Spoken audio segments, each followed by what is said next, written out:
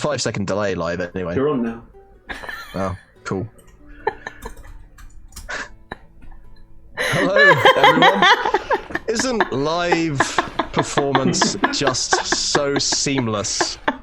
Welcome once again to Talk Together, and thank you for joining us for a live, in case you couldn't tell already, evening of talking about Dungeons and or Dragons. I am David Shears, and I will not be your host tonight. No. You, some of the more keenly sighted amongst you might have guessed whom the host may be, but to confirm, it will be the wonderful Emma, whom you can see here. And we will be going through some enticing questions and adventurous anecdotes. What questions you ask? Well, the dice decide, but also tonight, chat decides. So do put any questions in there that you may have for me, and I'm more than happy to give you as wise and fulfilling an answer as I possibly can manage. We'll see exactly to what extent that will be. Before we kick off, the stream will run for about an hour. We are delighted to be sponsored by Hero Forge, Ultra Pro, and Elderwood Academy, and supported by D&D Beyond, Warriors of Waterdeep, and Level Up Dice. We are Roll Together RPG on all social media, and a massive thank you to our D20 Club on Patreon. Our shows are available as podcasts. Just search Roll Together RPG on your favorite podcasting app. It's now time for me to take off my host headphones and put on my guest headphones, which look remarkably similar. So I will sit back and allow Emma to take over. I feel like it would have been better if you'd actually brought a second pair of headphones, but you know, it was fine. Well, obviously, David, we couldn't let you ask yourself questions because that would have been odd. No, but I pitched that, but yeah. Thank you for letting me come in and ask you some questions. We've actually already had one from chat, so I'm going to, rather than rolling the dice, I'm going to break with protocol, and I'm going to ask one straight from chat from Kuradil, a long-time stream watcher, who has asked, how do you manage the emotional spillover from your characters? We know, especially Gloom Falls was quite an emotional campaign, so do you have any techniques that you use? I suppose, I mean, that's a very common actory thing. I mean, like, the slightly wanky way of putting it is that you're supposed to show truth in imaginary circumstances, and I think, like, actually getting into the emotions is very easy when you're playing off people who are, you know, as talented as this group was. So just allowing myself to feel how the character would feel in that moment. But it's like, you know, the character is a bus. You're still driving the bus, so there's still that part of you that's aware that however much you get into a role, it is a role and it is a performative experience. So beyond that, like, sometimes, yeah, like any show, it takes a bit of time to kind of shake off the adrenaline and the emotion things after that. So often I'll just go for a walk or read a book or play Rocket League on PlayStation or something like that, just to kind of just take my mind away from anything kind of emotionally engaging and just allow myself to just be. And that's always fun. But that was a particularly effective character to play because there was some high stakes, no pun intended. There were some high stakes in that campaign. And let us, for the first time, roll the dice to ask you a question, David. So I shall roll my dice. I have rolled it. And it is an 11, which, as you well know, means that I ask you, who is your favourite character? I mean, as I well know, like I've memorized these. I'm not that professional. Inside your data banks, you have, yeah. Who is my favorite character? I mean, that's tricky. I mean, I'm absolutely loving playing Aldrin. Aldrin is probably my most developed character, in the sense that I have spent the most time thinking about how to play him and the world in which he lives and the circumstances in which he lives. My favorite character, in all honesty, was probably as some have heard mentioned before, the lizardfolk druid that I played in a home game with Chris and indeed yourself. Yes. I think you joined a little bit later on. I myself came in sort of halfway through, and this was Baeshra, who was the druid with the intelligence of 6. And because of the levels of the characters, was basically a liability unto himself. I didn't realize that a chaotic neutral druid is kind of seen as the modern day edgelord, because I definitely wasn't trying to do that. But Baeshra literally did roll for insanity at times to see whether he would respond to a situation in a logical way or whether he would respond to a situation in a fight or flight way. Now, in fairness, as I'd written the backstory for the character, although Chris helped me put him together, because it was I'd never played a 5e before and never really played D&D before. I did have it that he'd sort of lived in a swamp, surviving by himself, having been outcast from his tribe, and it's like, well, you're going to find ways to cope with that particular set of circumstances, and then suddenly being thrust into civilization, for lack of a better term, and actually having to deal with individuals when previously your friends were whatever turned up when you ate the yellow spotted mushrooms. Like, it was going to be an adjustment period. I remember that the first session we ever had, and I was really concerned at the time, that one of the players had written out this carefully drawn goodbye message in the dust in case we didn't make it through the fight. And I was just like, Baeshra is going to cast Tidal Wave. And just completely obliterated that. Somehow ended the fight. And then just I'm like, oh dear. Well, this was the most wholesome example of it's what my character would do, right? Like, I genuinely was just trying to play the game honestly, because I hadn't quite grasp the nuance of that might not always be a good thing. I was just like, oh, well, the thing I'm going to do, I'm going to turn up and I'm just going to play it so true, and everyone's going to be like, oh, he's one of the best people we've ever played with. And I was like, yeah, maybe that's not so much, but it could have gone worse. It's tricky though, isn't it? Sometimes you have to have those moments where you do something and you see someone react to that, and then you go, okay, next time maybe I'll just direct my tidal wave around the message. Yeah. In fairness, I didn't know there was any kind of message. I just found out afterwards, like, yeah, I had actually written a message, and I'm like, well, look, if you're going to do things between you and the DM, that's your prerogative, but I ain't going meta. I ain't no meta. Yeah, to be fair, if you're going to write a message in the dust, it's not the safest of places to put your To be fair, around Baeshra probably wasn't the safest of places. I still remember when you made the whole town say I am Baeshra every kind of 30 seconds, and meme worthy. Yeah, that was glorious. Somehow fluking a 20 on a roll to create a sculpture using stone shape, and just making a sculpture of myself with an expression of perpetual surprise in someone else's living room, though. Oh yeah, look, Baeshra was glorious chaos. His heart was in the right place. His head was largely outsourced to his giant snake. That is true. allow those who are better capable of doing the jobs to assist you with yours. But yeah, Mirage Arcane, when I discovered that, I was just like, yeah, this is a thing that's going to be fun. It is the joy of high level play when you get to play around with those spells, and especially if you've got a character who's maybe not always making the best choices, you can use them in ways that are interesting in other ways. Shall we roll the dice again and see what comes up next? Go for it. Have rolled it, and it is a 3, which means what is your favourite character class? Ooh, this is tricky. My favourite character class is honestly probably Bard. Interesting. Although, because like every creative, there's always that temptation to do a self-insert, and when I've been playing games like single player CRPGs, I always kind of make myself or some version of myself, even if I'm like a gnome illusionist and so on. Because even when you have all of these choices, I find it really hard to make bad, like the evil choice. I always feel somewhat conflicted about it. So I'm always chaotic good. Everybody's always chaotic good, but that's the way it goes. But Bard, I would never play, I don't think, in a group, because I wouldn't trust myself to not get too carried away by it and to not lose track of the fact that I'm playing a game with other people rather than just indulging my own kind of fantasy life. So I do love it. I think it's a really interesting class in terms of the mechanics and certainly the things that have been added into it. I did enjoy playing a druid. Because the wild shape and things are fantastic.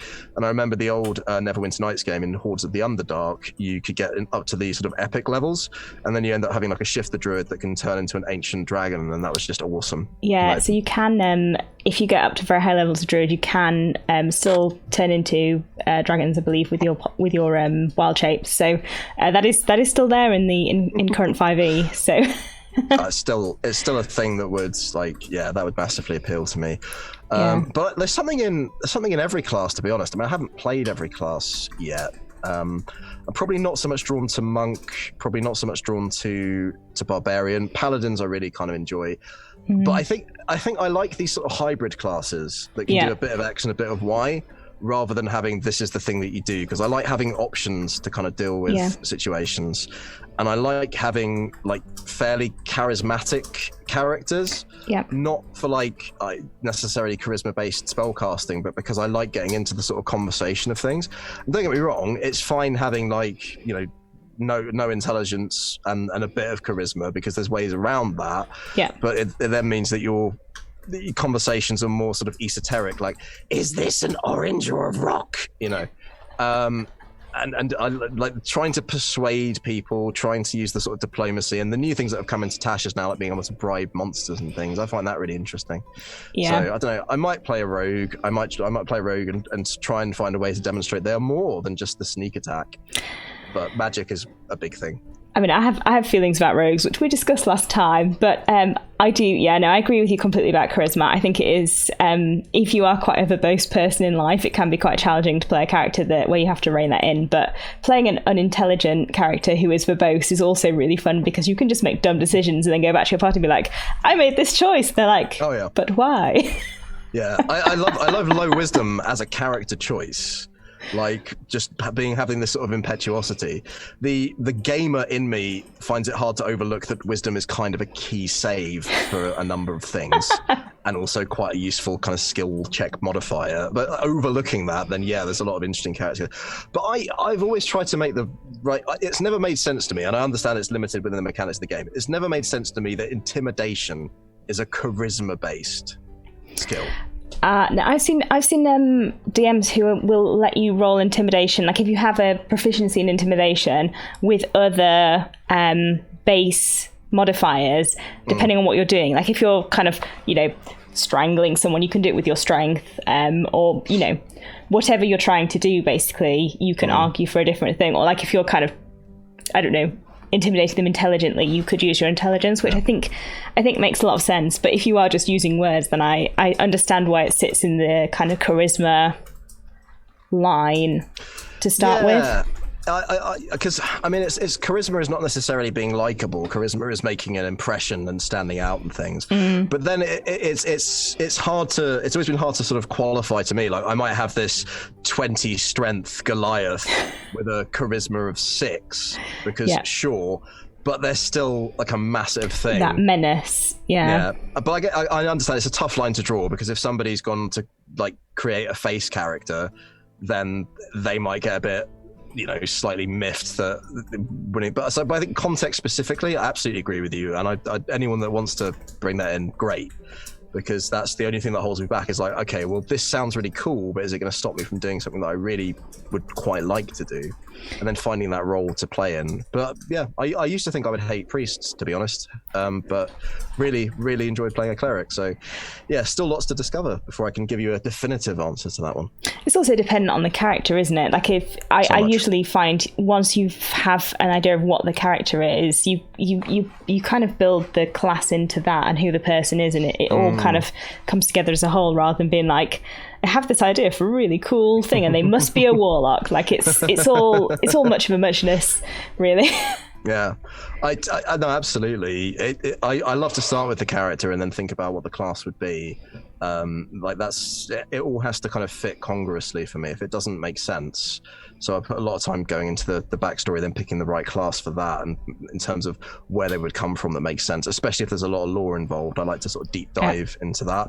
But really, like, there's no class I wouldn't play as long as I had a compelling reason to play the character, and I thought it was an interesting enough story that they could contribute. I recently played a warlock in somebody's meat grinder one-shot birthday game, and I just built the character for fun. I wasn't optimizing for once in my life. It was a hex blade with a whip.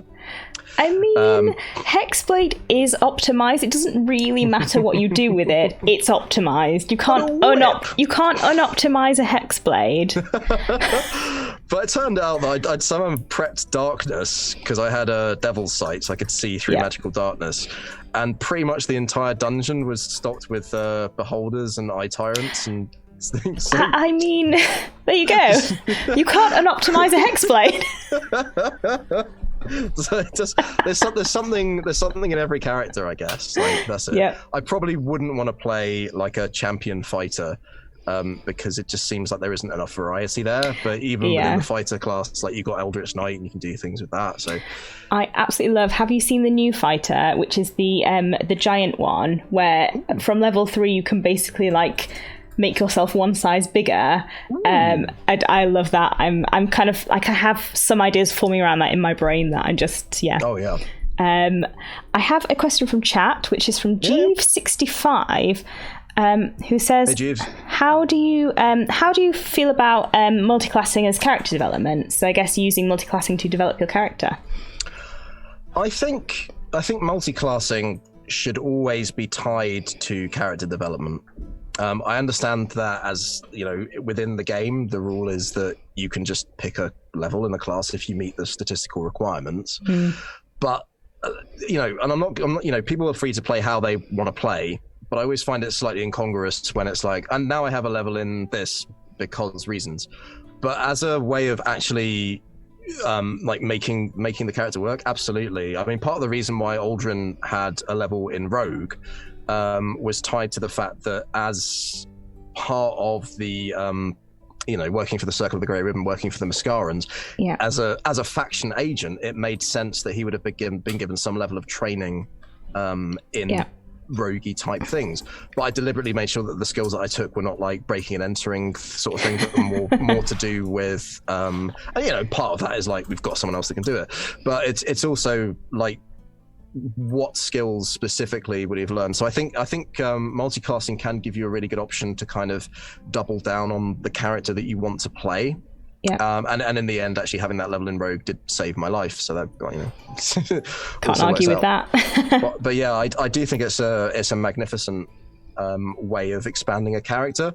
But I would say, from my point of view, and just so that you keep that connection with the character rather than starting to feel like you're playing a war game, have something and work with your DM as well. Like if you think that you're coming up to a level up and the next level you'd like to take a level in a particular class, work with them and say, this is what I'd like to happen. Can we think of a way in story to make it happen that supports this choice? Because I don't want it to be incongruous. I would say the hardest class to multi-class into that makes sense in game is probably Warlock, because there's this whole thing about you have to have a patron and you have to this, that, and the other.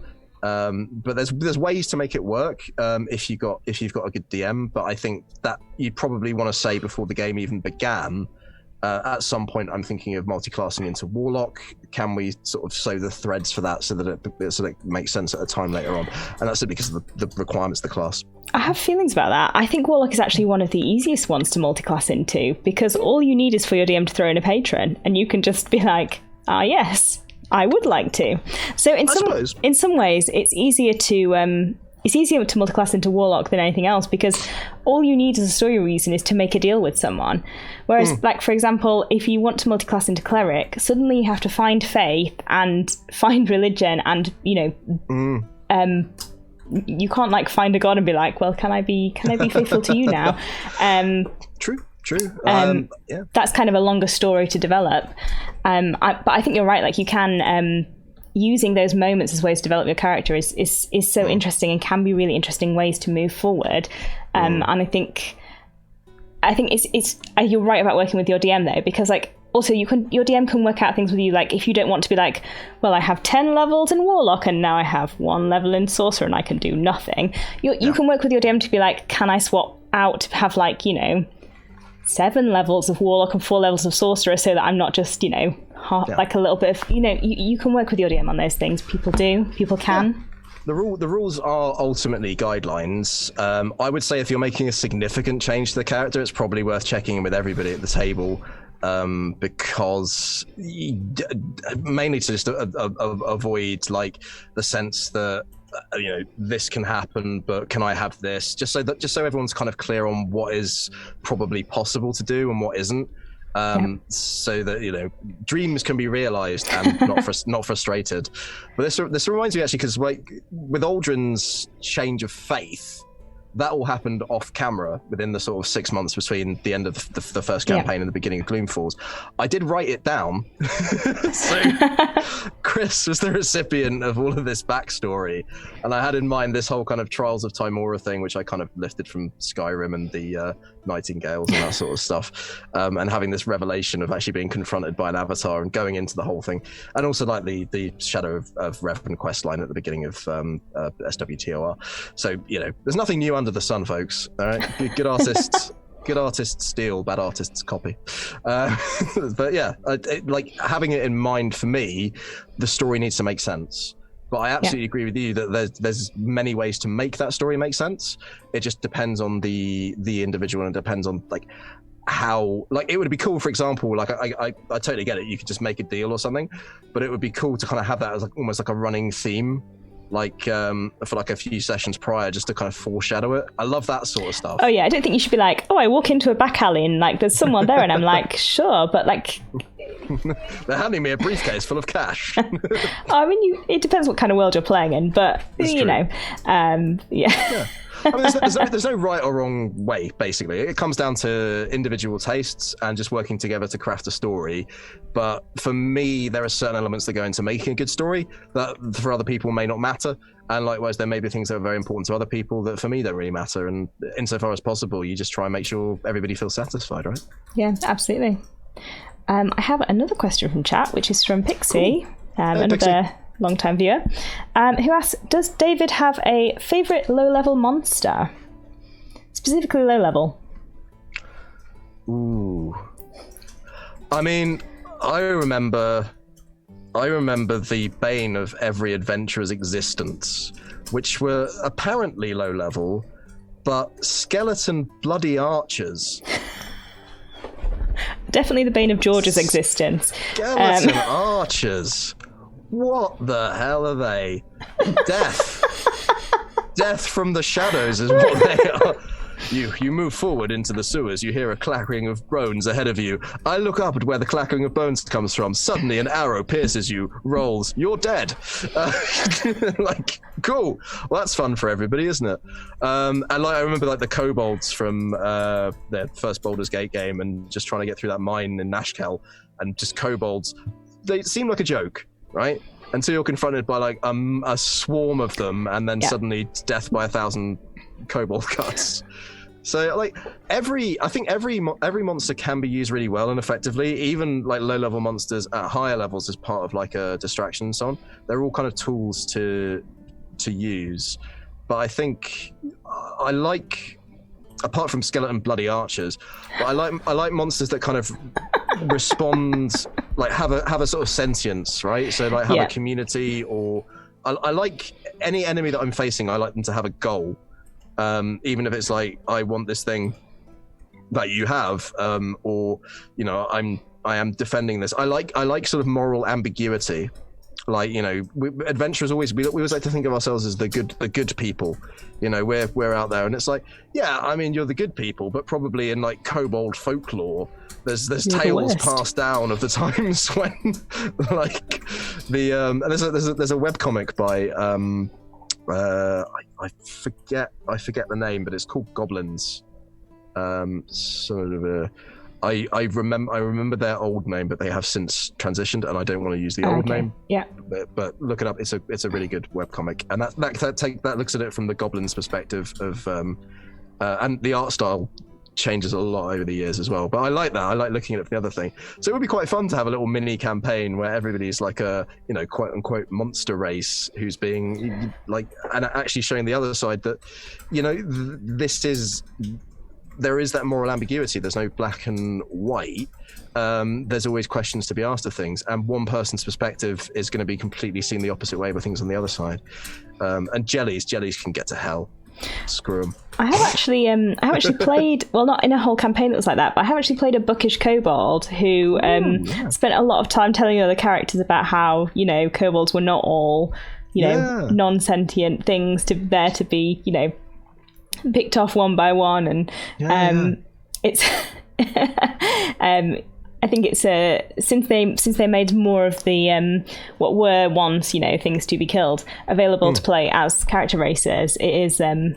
There are interesting stories to be told, but I mean they've made it better since they since Tasha's came in. They've taken away all of the some of the races species used to have minus stats, and they have now taken that away. So any race that used to have minus stats, that just doesn't exist anymore. They only still have the positive ones, which means that I think it was definitely kobolds, and there was one other one that also had a minus. I think it might have been orcs, and they've just removed that, so there's no penalty to playing them, which I think is a massive improvement.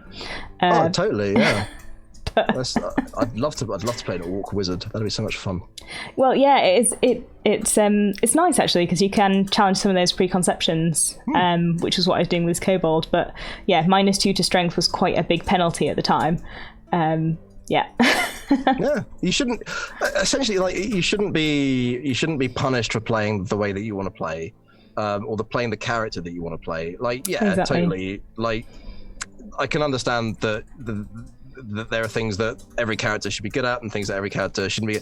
But to make it impossible to play a certain class, or at least so suboptimal that nobody who wants to actually be, good would do it. Yeah, it was pretty restrictive. So I think having things more open and having more opportunities to kind of, play with ideas, right? Because at the end of the day, the fun of this game is imagination, and having the more ways to engage that, great thing. Well, it's great since they brought Tasha's in. You can now move all the stats around, which has made doing that basically so much easier for all of the species, because you can play, whatever you want to be any. You're not you can only be a smart gnome. You can move all that around now, so it's much better.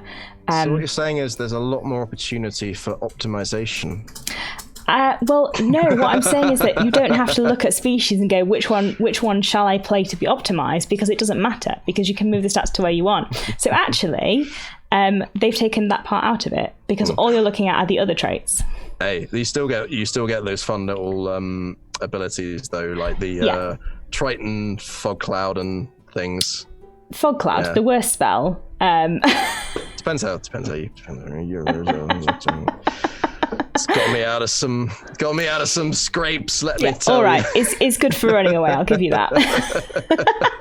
And, I can't imagine any of the characters you've played ever running away, so I can see why it wouldn't be so.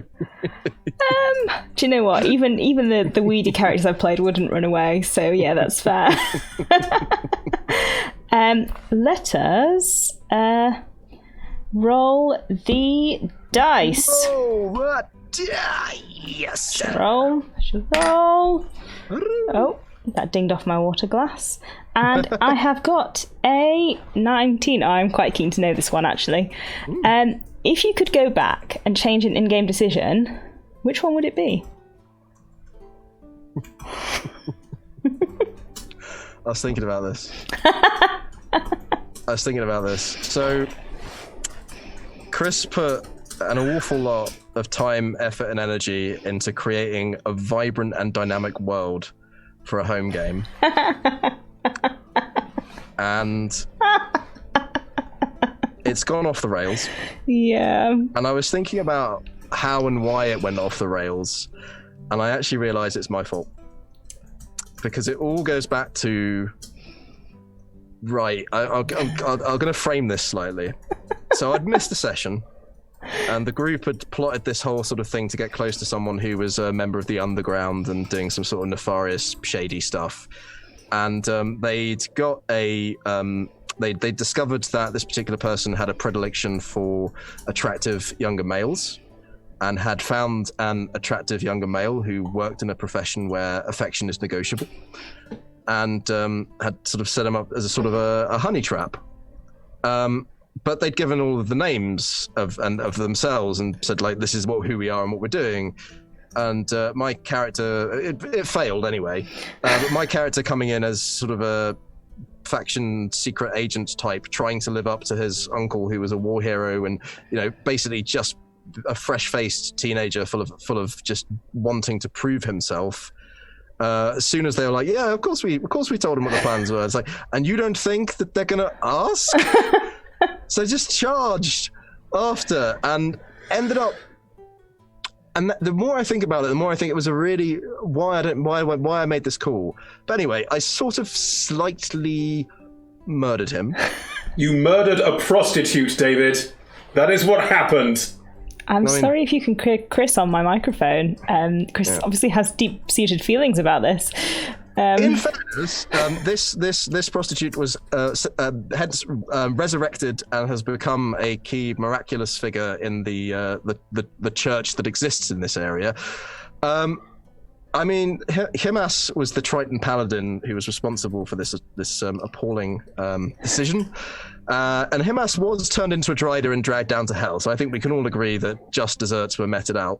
But when I thought about There's a lot going on in this campaign, isn't there? It all started there. Until that point, there was some intrigue, and it just went south in a glorious and chaotic way. But I was the irony being that I was actually invested in the intrigue plot. Oh no! And I'm the one that's responsible for derailing it. And if I could change it, I would. But Himas deserved his fate. Wow, I wasn't expecting that one. That was He was a very, very arrogant public schoolboy, and I think you'll find that you know who my uncle is. You'll get out of the way and sort out that paperwork post-haste. I mean, you just want him to die, right? I'm sure that he's enjoying hell greatly. I'm sure he as is. a Drider.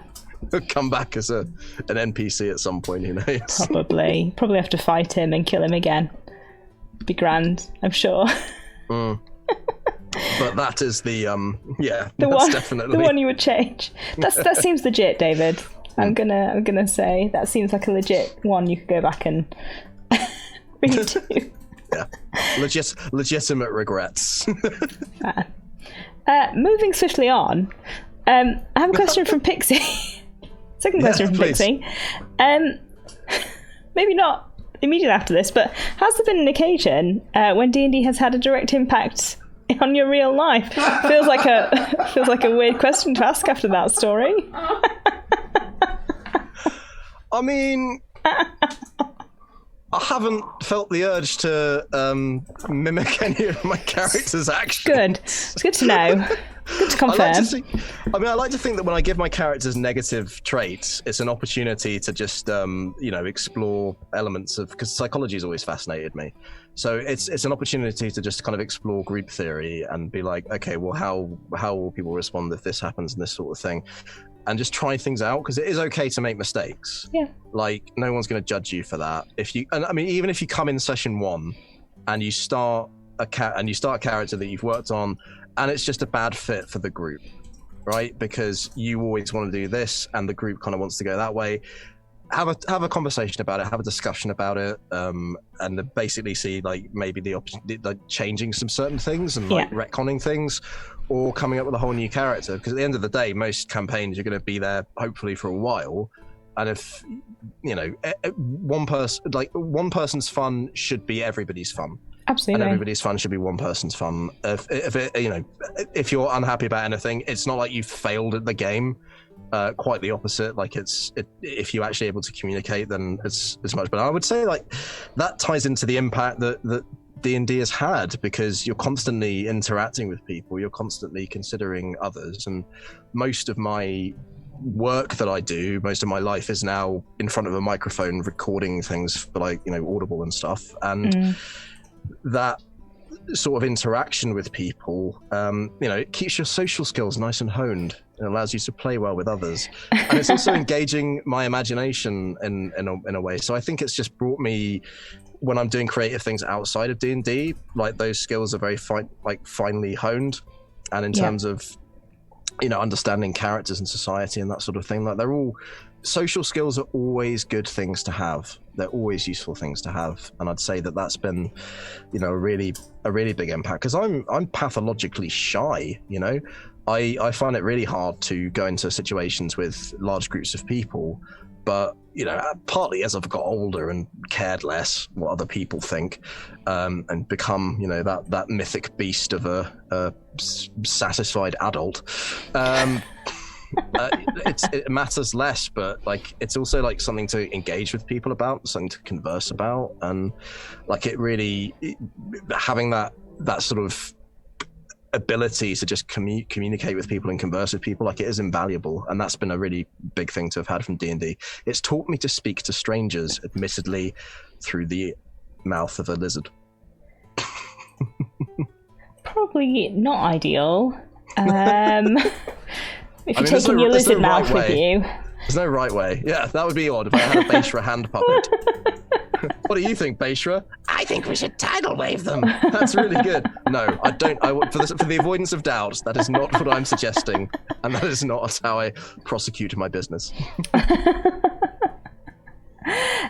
So we've just ended Gloom. Anything in that campaign that you kind of wish had happened, or are glad did happen? Anything that you were kind of hoping for Aldrin that kind of came to fruition or didn't? I mean, honestly, I feel like everything that I wanted to happen, or would have liked to have happened, or would have liked to have explored with Aldrin, pretty much did. Apart from the poker game that I wish had occurred, but you know, what can you do? And that would have just been me showing off that all my skills are geared towards gambling, so it would have been a bit self-indulgent. I mean, also, your patron is a luck god, so that would have just been awkward. Yeah. It's like, I remember having this conversation with Chris, and they were like, so where would Aldrin have this money from? And I'm like, Timora, luck, city, gambling exists. Dens. Me, rich. Lord Highmore, popular. That's where it's the Count of Monte Cristo sort of take on it. But honestly, I really enjoyed the fact that everybody brought such fully formed, rich characters to the table, and being able to play off that. I mean, the thing that springs to mind the most as a kind of end note for Aldrin was the sort of epilogue episode, which I honestly hadn't. So I'm going to sneeze possibly. I honestly hadn't even anticipated. Yeah. My plan, I mean, Chris knows this, my plan was to give away all of my magical possessions to the group, commune with Timora, and say that I was going down to Am to hand myself in to face justice. That was the plan.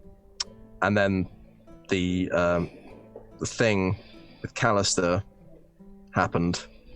Yeah, so for anyone who hasn't seen it, Callister, Aldrin's kind of best friend, died in the final episode, unexpectedly. Yeah, because Chris is a glorious, beautiful bastard who knows exactly how to engage the emotions. And then from that moment, I was like, you can see it. If you actually watch the stream back, you can see the moment after that where my face just... and suddenly the plan is forming. And like I'd initially thought, I'm going to go off and I'm going to have to do this on my own because I don't want to bring people into danger. But when you had T ask to come along, it just felt right. And that's a lovely example because people can always bring something that you wouldn't have expected yourself. Yeah. And actually to have that support there going through, you know, quite a difficult experience, it made it like that's probably one of the reasons that he was able to come back, you know. Yeah. And it just enhances the story. It's like, so I don't have any regrets, but then I try never to go into campaign thinking, okay, this and this has to happen, otherwise all of this pram's getting turned over and my toys are getting thrown. Yeah. just go with things. Like, have an idea of like, okay, well, if we end up in this situation, this is what I will do. And then like whatever's developing, I always try and think, okay, well, how can I add to this in a way that's interesting? Yeah. And look, I am guilty of doing things to make myself look good, or because I think they'll be cool, or because this is a thing I can do. Like not that often, but sometimes it's a human thing. I think it's in everybody, but I try and never do that in a way that's disruptive to anybody else's fun, because at the end of the day, like we all want to be doing awesome things, and I'm happy if the group is succeeding, and I really love the I mean, the one thing I might have liked to have done more is actually sort of socialise with the group and got to know people and bonded, which we did do to quite a large degree. And there are obviously always going to be constraints with a limited campaign that's not ongoing over years and years and years. But the only reason for that is I enjoyed so much the interaction that we did have. Yeah. And there are characters I was like, I can really see that I could form a bond with this person. That would have been fun to explore. But it's not a regret because it's, couldn't be done. So yeah, no, I know what you mean. It is hard when you don't have, like, for example, I played in campaigns where you play over 2 years, and the bonds those characters have are very different to what you can form over 12 sessions. But it's you are restricted in what you can do. I mean, I'm quite interested because Aldrin changed so significantly between what we saw in the first full party that you were in, and then Gloom Falls, and then over the course of Gloom Falls as well. And I guess just knowing how you thought about that transition, mostly between the two campaigns, because that was quite a significant character shift for you. And I mean, it wasn't that long in terms of our time, but that was such a big change from what the character was to what the character became, and then turned into across the campaign. Did you have that in your mind already, or was that something that kind of, obviously you had that in mind when you came into the campaign, but then as that developed across the campaign, was that just something that came through the role play, or did you kind of have in your mind that it might be heading in that direction? Yeah, that's a good question. Bit of both, I think. I mean, the key thing with making changes from the character is that they didn't just start to exist at the beginning of the first campaign. Like, they had a life before that, and they had things that happened to them before that, and there were ways that they developed. So in terms of knowing where to take him, knowing where he began was a huge thing. Yeah. And knowing that there was this kind of frustrated innocence and this belief that things have to be done a certain way because you've been conditioned into understanding that that's the way the world works. And not being stupid. So being able to allow oneself to be changed by the evidence of one's own eyes and ears. So, and to me, that's wisdom, right? That's listening to someone who is an expert in a field rather than, trying to read a book yourself. If that isn't your thing, like it's a wise choice. So I didn't have a grand plan in place, but with where he was left versus where we began, and 6 months is a pretty short turnaround, but I reconciled that in my own mind by sort of imagining this epiphany moment, and almost like in, oh God, I don't want to say, I was gonna make reference to the first episode of Loki, but that's quite recent, and I'm not going to. Do not spoil it. No. I mean, I've seen it, but don't spoil it for chat. But almost having his life laid bare and the consequences of his life laid bare, and being shown exactly where the lies took place, and being shown how he had been previously manipulated, like, that makes sense that he would take those choices. And he didn't become a priest of Timora fundamentally because he was a good person.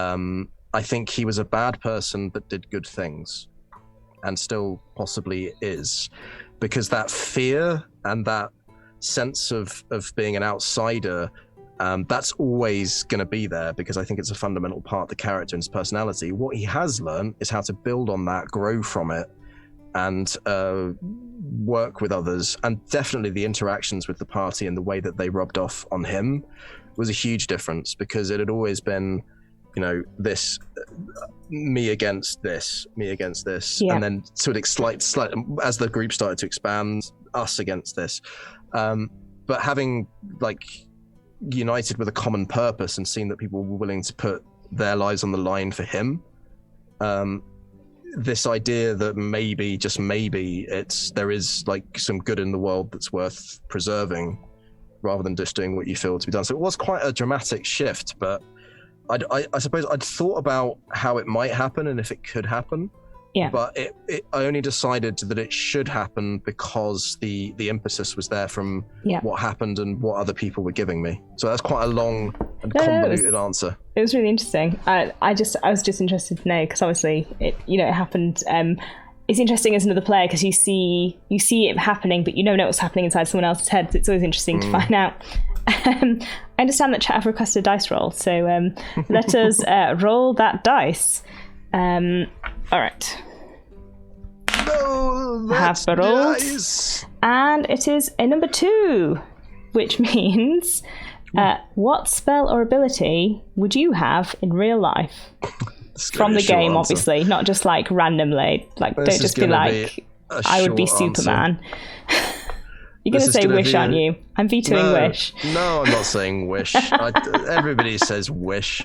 I've been saying, I think we should qualify this question because everybody's just going to say Wish to, like, I don't know, cantrip or up to level 2 or something. But no, the last couple of days, like, this week's been very busy for me, and I've had to sort of do all the household chores and do the washing and clean the flat and stuff, and I'm just like prestidigitation. Yeah. It's just everything's just done, and I can make sparks fly out. I'd be the life of every party. Yeah, to be fair, I think that would be mine as well. Like, it would be so useful. You would never have to shower again. Yep, I can make my signature appear in sparkly glitter as if by magic. You can make yourself colder. Yeah, I can heat things. So, you get your coffee in the morning, you're doing stuff at your computer, you forget your coffee's there, you go to take a sip, suddenly your mouth is full of this horrible, cold, brown, murky liquid. You put it down, you just go, sort this out. There we go, nice piping hot cup of joe. I mean, just so many real world implications. And if I was subtle about it, I probably wouldn't become some sort of odyssey in a oddity. Very, very different. Very different. I spent 10 years doing prestidigitation. I think you can also make things taste like something else. If you had really bad coffee, you can make it taste like amazing coffee. So that's true. I mean, you could literally never leave your flat again. That is true. Yeah, literally, you just get a bowl of water and like, I want this to taste like, I don't know, white chocolate and ginger cheesecake. Yes. Perfect. And I'm just hydrated, and occasionally eat like some actual things for like, it's lettuce. like Saint Ungulant in Small Gods by Terry Pratchett, who is out on a cartwheel in the middle of the desert by himself, and basically lives off the imaginary food and viands brought by the gods vying for his attention, but occasionally eats a caterpillar because you do need actual real world protein. But caterpillars though. It's it's the desert. There's not that much of a. But if the rest of the time you get to dine on like the nectar of the gods, that's a trade-off I'd be willing to take. Nectar of the gods, caterpillars. I don't know. Cactus water. I still don't think it will persuade me to eat a caterpillar. Fair. Yeah. Probably shouldn't eat most caterpillars, to be fair. Certainly not the ones that are like brightly coloured, I think. No. On that note, I have a question from chat. Sure. Is it about caterpillars? It's not about caterpillars. Oh, never mind. That would have been too beautiful.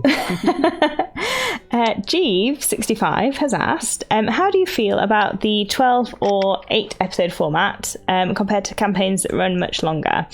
Do you find it helpful for focusing on a story arc? Sorry, I said that like there was more of a question. There isn't. That's the end of the question. Or not. No. Yes, is the answer. Yes. Versus campaigns that are just ongoing. Yeah, I mean, you will never, ever, ever, ever have an episode, certainly in a 4 or 8-parter, to a less extent than 12, that's just people going around buying stuff. Like, it happens, it's part of it. But no one will be seated during the 3-hour shopping episode. I mean, bloomin' heck, can you imagine anything worse? I can't. Want to see me going, well, if I spend these 11 silver, I'll have 3 bronze. No, I mean, that's a really big part of the social aspect of a long-running campaign. And it's not that the short campaigns don't have that. I just think the social aspect is more compressed. Ideally. You know that you can't spend an entire episode shopping, so you're like, well, if we really need something, we'll go get it, but it will be like... Ideally, yes. And, I'm sure I'm probably just as guilty of this as someone else, but the idea is we're all experienced players. We all know that we're all experienced performers. We all know we have to get from A to B or thereabouts within the next few sessions. So there's a kind of understanding that you accelerate the thing that brings the party together. You play with it, but it's more of a compressed thing. So like the initial hesitance, like that doesn't take 3 sessions to resolve. That's like, it's something that's there, it's explored, it's dealt with, and now we move on because we've got to get to the meat of the story. So you've still got your B and C plots, and you've still got your party kind of interweaving. But for me, certainly, the focus of the goal in mind is like, well, okay, I could spend 2 hours telling this person that I don't really trust them, or I could sort of have that one conversation where we deal with the fact that I don't trust them, and then we can move on. Because otherwise, I feel like it just gets a bit self-indulgent, because at the same time, like, I play the characters that I play honestly, and I play the game as I would play it honestly. But of course, I'm performing, I'm aware that there are people watching, and I want what I'm doing to be interesting for them, you know, as well as for me and as well as for the people that I'm going. So there is a sort of, addendum to it. So everything is slightly qualified. So it is the kind of game that we would play at home, I think. I think everybody brings their genuine self, and I think everybody's having a good time. But because of the nature of the 8 to 12 parts, it is a finite amount of time. So you do have to have that focus in mind to a degree, but it's not the be all and end all. It's not always the driving factor, but it's something that you have to be aware of, right? Yeah, and I think obviously the kind of the audience don't necessarily see, but we do have conversations about, like, we have 4 episodes to go. Is there anything that anyone wants to discuss that we haven't discussed yet, or are there any plot lines that we haven't got to yet that we as players want to get out there that we haven't really talked about yet? Or is there something about your character that actually we're not going to get to this stream, and therefore we'll keep it and we'll talk about it next time in the next stream that they're in? And we actively have those conversations because we know that we're in a time limited stream, so we're actively having those. Like, people will say, like, oh, I have I said on stream, like, look, I would really like to talk about my fiance and the situation that happened that led to Trix being a vampire hunter. Like, I would like to talk about that, and we had those conversations. They happened on stream. We're sort of our own writer's room to an extent. Yeah, and I don't think there's nothing wrong with that. We're not forcing those conversations to happen. All we're saying is, if an opportunity happens, we would like that to be something that comes up. That's it. It's giving out various tools into a box that can be used or not. Here is the box of plot hooks. Pick whichever one DM you think works best. I don't mind if this doesn't happen, but it would be cool maybe if, because it's interactive at the end of the day. It's that story crafting. That's what it's about. And there's not a lot of editing that goes in because those conversations have taken place. So nobody knows where the story will go, but we have an understanding of where it might go and what we will do if that happens. And absolutely, I've got to say that if there's always been the question asked, is there something that you wish had happened that didn't, and is there something that we can look at bringing back in the future and this kind of things. So these conversations do all happen. But I think we still do get quite a lot of that outside. Like, we do have the shopping expeditions, we do have the hanging around in bars and stuff. It's just, it will take half an hour rather than 7. Yeah. And it's fun, because I always get a bit antsy if I haven't rolled the dice for about 2 hours. So I'm quite happy that things kind of have to move on a little bit. But I'm there for everything. Do you know what I mean? But there is a story to be told, and you do have to tell the story. Well, but I absolutely agree with you. There's a choice about how that story unfolds. Absolutely. I mean, even if you think about long-term campaigns, if you're looking at a longer-running campaign, we both play longer-running home games. If you're looking at a story arc within that campaign, realistically, if it's running for more than 12 sessions, it's a very long arc. Like, I probably run 12 session arcs in my home campaigns before that arc ends, and then we move on to a different arc. It's the same world, it's the same characters, but it's a different plot hook, it's a different arc. So I think even in your home games, realistically, your arcs are probably not much longer than 12, 15 sessions, even if you're continuing with the same characters in the same world. So you have more time to tell the story of those characters, but are you actually telling stories that are longer than that? Probably not. So I think there are parallels to be drawn between the home games you're running and the kind of streams that we're running. I think that's interesting because you have that perspective from someone who DMs, so you have the overall project management in place, like it's season versus season. Whereas I just turn up with a set of dice and I'm like, oh, cool, let's do a session. And then I'm very reactive a lot of the time. Sometimes I'll have a plan in place, but not really that far ahead and not really that fully formed, because I like to just be allowed to be shaped by events, unless I'm playing a character who really would think ahead and plan stuff, in which case I'll put the effort in, because always play your character, folks. But that's interesting that you have these kind of like sections of this is where I think we'll get to by this point, so that kind of makes sense. It's obvious now that you say it, but it just never occurred to me that that's like the length of a season, I suppose. Usually there's like a big world ending event and then something different happens. I'm going to do one more dice roll. Time for one more question, I think. Ooh. So let us roll that dice. Thanks for sticking with us so far, peeps. Nice. I have rolled a natural 20.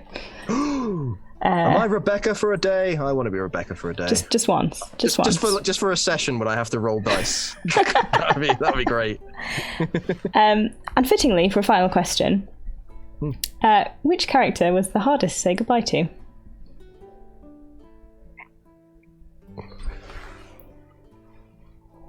Well, that depends on if characters come back or not. I mean, it can always be goodbye for now. Yeah. I mean, let me put it this way. If Aldrin's Divine Intervention roll, and for those not aware, at the end of the last campaign, I rolled a Divine Intervention. My best friend had been taken by Tamora, and it was like whether or not my actions had been such to disgrace myself in her eyes, and, rolling for the Divine Intervention and being like, look, if it's time for me to go, take me now. And I was playing a 12th level cleric, 11 levels in cleric, 1 level in rogue, and I rolled a 12 on the dice, so it came within 1, and that was interesting. But if I'd gone then, that would have been really hard to say goodbye, but it would have been like really right as well. Yeah. Like it was right that it didn't happen because life is random, but it would have been almost a really beautiful ending. But on the other hand, all the stuff that was left undone would have been really tough, and I'd loved playing the characters, so that would have been really hard. I wish the adventures of Baeshra could have gone on and on and on. That would have been great. I mean, the paladin that got turned into a druid, the time had come. Honestly, you were ready. Chris was like, do you feel there's any further for him has to go? And I was like, no, probably to hell. Probably it's probably the answer. But in terms of like, I've never suffered a really traumatic character death to my character. There's characters that I'd like to play again, possibly. Or characters that I, will miss playing, but feel like the story had concluded, and that's fine. Yeah. But in terms of like, I don't have any regrets about the way that, stories ended. If a character of mine dies, but it serves the story, and it's not just some bullshit like, oh, you roll a 1 and you fall into the pile of soup. Like, fine. If it makes sense in the story, that's great. I'm always happy for that to go. I might be upset, I might be emotional at the time, but I would never struggle to be like, no, that doesn't happen. No, I'm not dead. No, I'm bloody dead. Yeah. It's like, allow that to shape part of the story. Allow that to impact on the other players. Like I played in actually I do have the answer to this, and I'll squeeze it in. I played as a guest spot in a friend of mine's home game. And I created this character, and I was just as a laugh, really. I mean, I gave them a meme name of Roland the 20. But they were agent of the Harpers and a bard with, I optimized the shit out of them, to be honest. I had those cool braces, which means you can cantrip, and I took the feat, which means I can cast Eldritch Blast and Hex once a day. So they were a bit of a nightmare. And I think the lowest I could roll on a persuasion check was like a 23. Possibly. I wish I still had their stats actually, because they're a nightmare. They're an absolute beast. But they, I got attached to them, and they sort of formed part of the party and things, and then in the end just got obliterated by the Zentarum, and levitated, and then fireballed. Having held my own against 3 over-leveled apparent NPCs that hadn't at all been crafted just to completely counter everything I did.